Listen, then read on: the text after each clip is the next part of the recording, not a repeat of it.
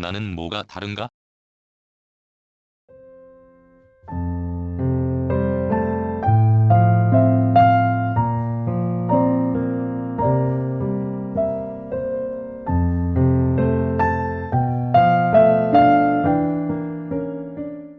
이 질문을 나 스스로 하겠다.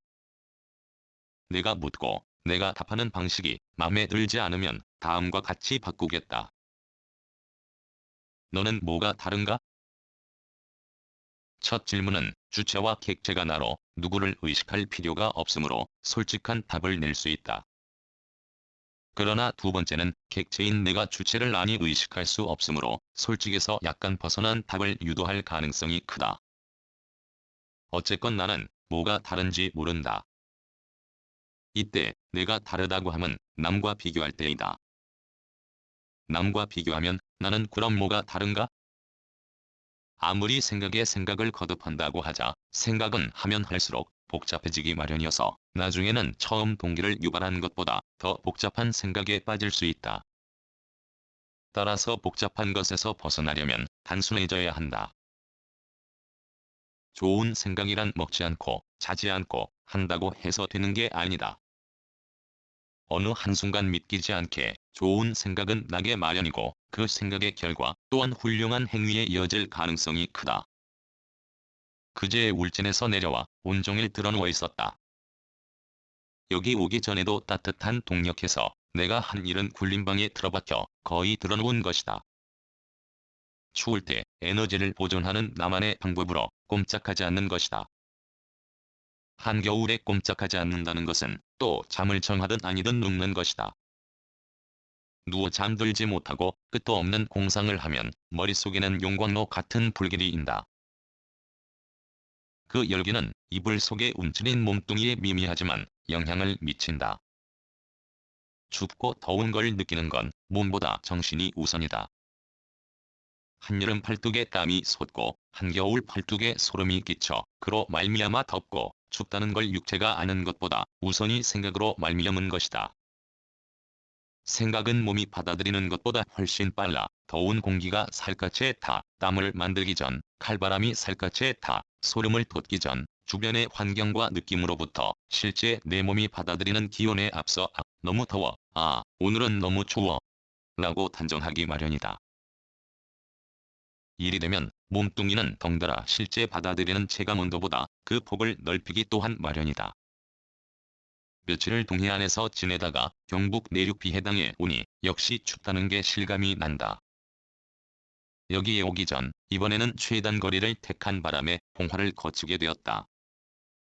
막 자정이 지나 동해안을 출발하여 밤길을 달렸다. 다닌 사람은 알 것이다. 봉화와 울진 간국도가 험하다는 걸. 길이 그렇다 보니 사계절 낮에 운전하면 눈에 들어오는 자연 경관이 볼만하다.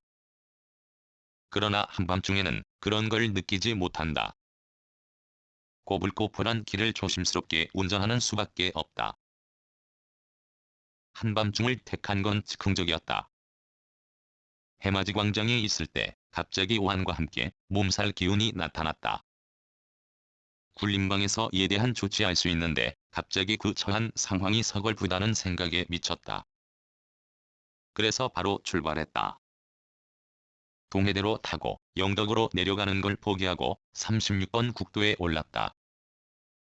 깊은 밤이어서 오가는 차가 없다. 몇십 킬로미터 구간에 겨우 한두 대 보았을 뿐이다. 울진에서 봉화로 향하면 바로 불영로인데 거기부터 우연하게 사람의 발에 짓밟힌 지렁이가 고통에 못 이겨 몸을 베베 꼬는 형상의 길이다. 노란선을 넘으면 위험하다. 반대쪽에서 오는 차가 없어도 그렇다. 한 치 앞을 내다볼 수 없는 길 사정이 죽을 작정으로 중앙선을 넘나드는 용기를 가진 자에게도 살게 하려는 의지를 만드는 곳이 불영로다. 그러나 밤은 다르다. 나의 운전은 난폭하지도 너무 얌전하지도 않다. 남에게 위협적인 운전하지 않을 뿐더러 남이 나에게 위협을 가하지 못하게 방어운전을 하는 편이다. 따라서 어떠한 경우도 실선 중앙선은 넘지 않는다. 그런데 그 밤은 달랐다. 반대에서 오는 차가 없고 뒤에 바짝 따르는 차가 없단 걸 빌미로 중앙선을 무시했다. 그래야만 한밤에 내려간 기온으로 말미암아 길 표면에 살짝 언급 커브 빙판으로부터 나의 안전과 두 친구 6일과 궁전을 지킬 수 있다는 판단을 했다. 따라서 급커브가 연속인 난코스를 가능한 궁전이 직선을 유지하도록 운전을 취했다. 중앙선 따위는 안중에 둘 수 없다. 이를 밤에 여왕이 보고 미친놈 운전하는 것 봐라, 한밤중 안전하게 하지 않느냐? 라고 했을 것이다. 어떤 구간에서는 노란 선 넘어 역주행하는 것처럼 커브 각을 최대한 줄였다.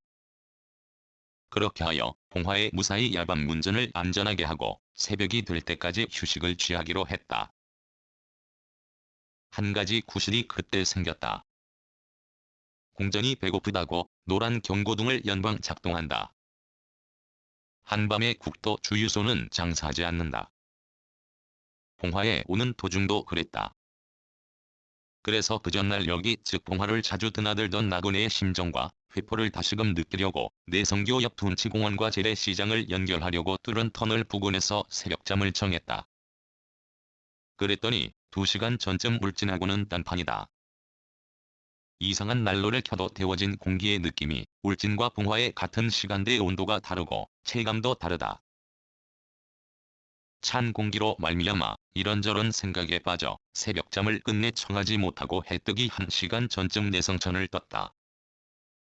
안동 또는 금이까지 가다 보면 해가 뜰 테고 그러면 도중에 주유소가 장사할 것이란 판단을 했다.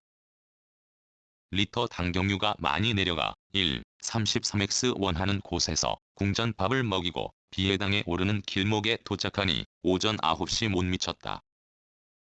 길목부터 심상찮다.